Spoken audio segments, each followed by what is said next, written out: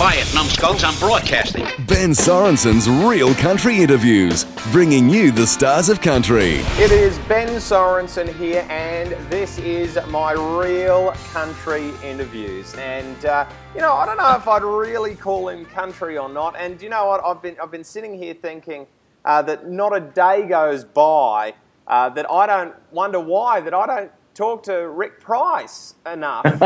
But I guess Hi, mate. I guess only heaven knows, really. There you go. How are you, buddy?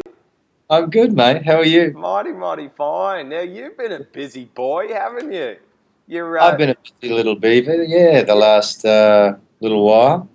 Actually, because I grew up on your tunes, and I am so stoked that I've got the chance to have a chat to you today, because there really was that time when you were just a rock and pop guru with, all of your songs, including Walk Away Renee. I mean, we can't forget that. What was that time like for you? It was a great time, actually.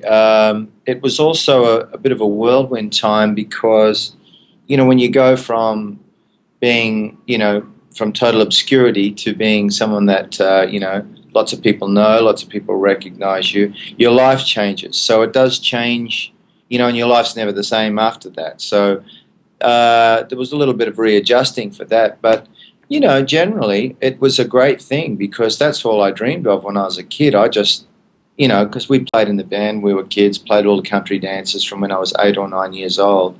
And, I had that tunnel vision career thing. It's like, this is what I want to do. And, it was great when it finally came to fruition. So do you find that you got exactly what you dreamed? You got exactly what you asked for? And was that as you expected, or in hindsight, would you have actually, chosen something else or done a different profession or a different career path? No, definitely not. It's always been music for me. From when I was a little kid, I used to stand at the top of the stairs with the tennis racket and sing Elvis Presley songs when I was 4 years old. So there's never been any other career path for me. There are other creative things I want to do. Like I'm interested in films, music in films, making films, being in films, all kinds of stuff, but related to that. But it's always been music for me, never been any other career path. But when it did happen, everything, you're so busy, trying to keep up with, TV shows, interviews, making records, writing songs, performances. Is my voice okay? Like I'm so buggered I can't sing tonight. All that stuff that you go through, it's a fairly hectic schedule. So that side of it, I was not prepared for, which was a little challenging. Plus, I'm in those days I was a lazy bugger. I like to sleep in. So I've learned not. I think that's just called being a muso, isn't it? Wanting to sleep in. When you grow up in Queensland, picture this: I'm in Bow Desert in Queensland. I'm playing at all the barn dances, and then I'm playing at nightclubs till 3 o'clock in the morning. That's because that's how you make your living. Well, that's how we made our living in those days. You played, all the way up through Brisbane, Rocky, Gladstone, Mackay, and all those clubs are like, you got to play till 3 o'clock. So it's, you become this bat that wakes up at, Yep. become nocturnal. So are you a morning person naturally? No, I'm not. Well, no, I'm not. But I would have to say, I guess, yeah, for the first, 30 years of my life, I was not a morning person. But I am now. Oh, well, I like being a... So you've crossed over to the light side, I think that is. I've crossed over to the light. I've done a daft, So where have you been, mate? You've been overseas, doing a whole heap of stuff. Yeah, well, the last record of original music I made was in 2003, and then I had a studio in my house, so I started producing, writing for other people, making records for other people, but mostly songwriting for other people. And I got into, doing music in films. I did some TV stuff. I kind of took a break from the spotlight a little bit because I was a bit fried. And then I went, and Tommy, most recently in the last couple of years, Tommy Emmanuel, who's a good mate of mine, called me and said, he calls me Curly, goes, Curly, you got to come to America and tour with me. So I said, okay.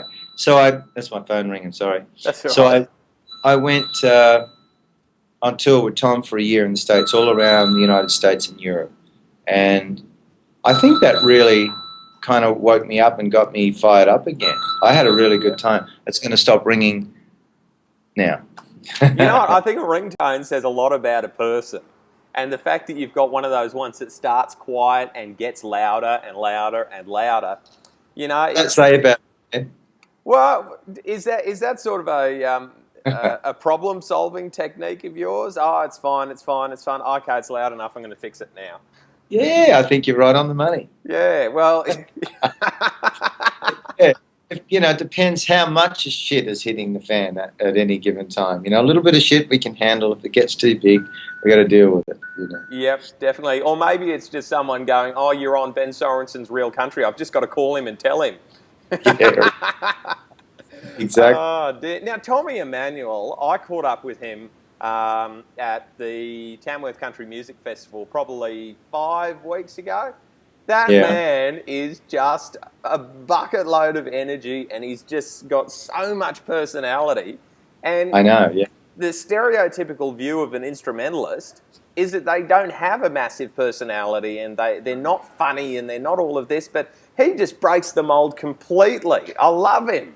He does. And I think also Tom grew up, you know, as an entertainer as much as he did as a musician. In the early days of his career, not dissimilar to mine, the family band playing in, you know, country venues, little small country towns. You know, it's like put on the jacket, shine your shoes, go out and give the people a show, you know. And he's still doing that.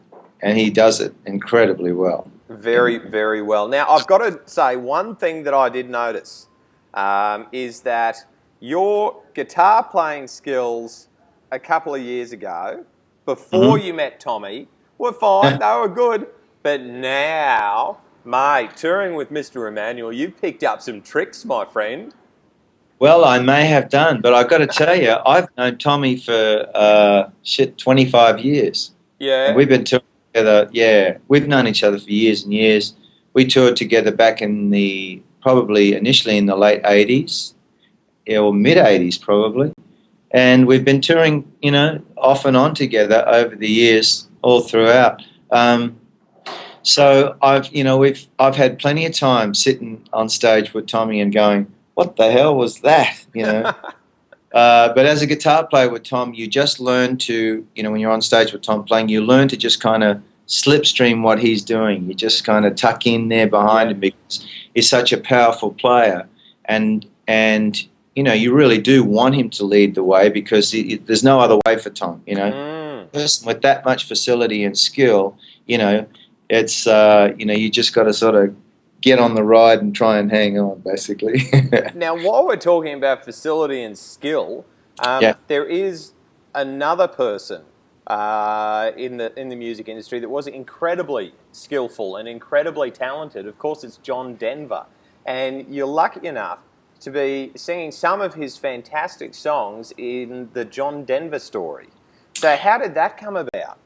Well, I got a call in Nashville from a company through my management called a company called Boldjack, who are putting together what's called a narrative concert of John's music, and asked me if I would be the person to present it.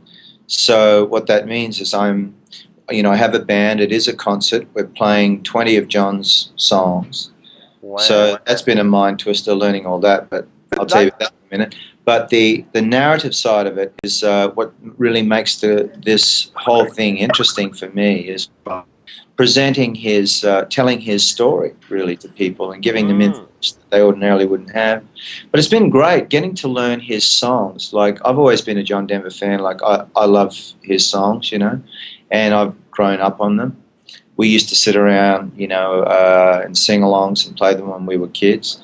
And so when I got into learning his material for this show, I realized, you know, this guy is really an incredible songwriter.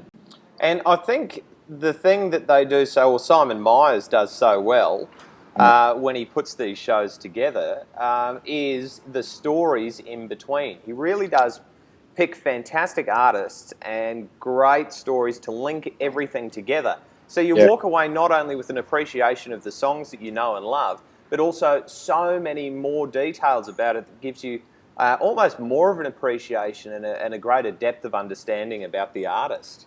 Absolutely. I think you've capped it right on the money there. That's exactly what it is. When I think about the concept of this show being a narrative concert, as the style of thing they call it, I imagine my favorite artists in the world are, well, John's one of them, but like James Taylor or Jackson Browne or, Bruce Springsteen or something like that. I would love to sit in an audience and get, like all the in-between details of Bruce's life, how things worked for him, how he felt about stuff, how he managed things, what really went on, Yeah. And I think people are interested in that, and that's why these concerts work so well, I think.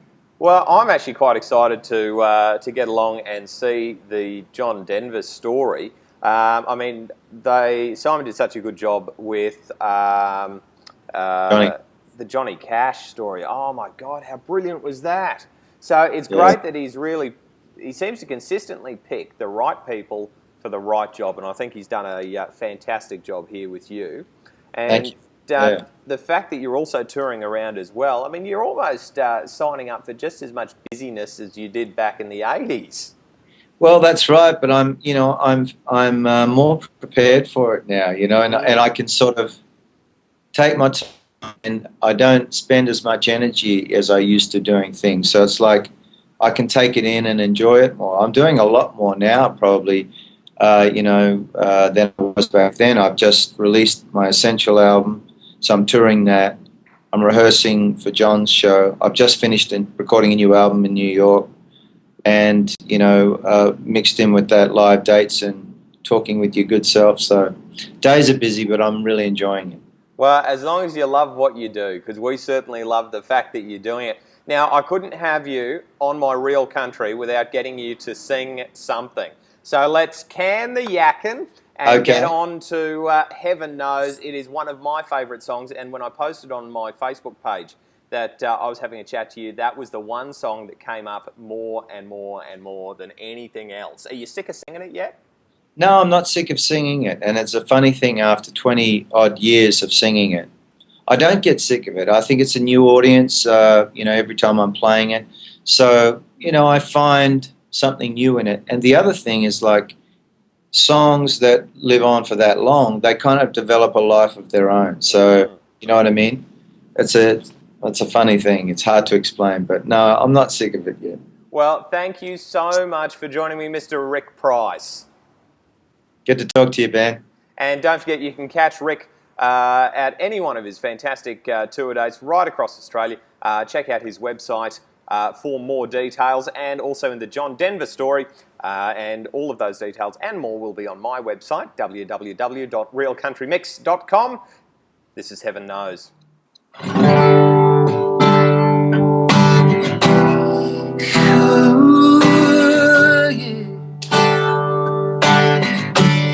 She's always on my mind. From the time I wake up till I close my eyes, she is everywhere I go. She's all I know. And though she's so far away, just keeps getting stronger every day. And even now she's gone, I'm still holding on. But tell me, where do I start? 'Cause it's breaking my heart. Don't let her go. Maybe my love will come back someday, but only heaven knows. And maybe our hearts will find a way, but only heaven knows.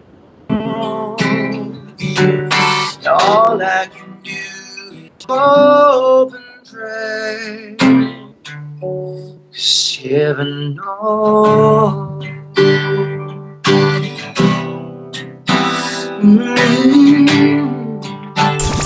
Another Ben Sorensen Real Country interview.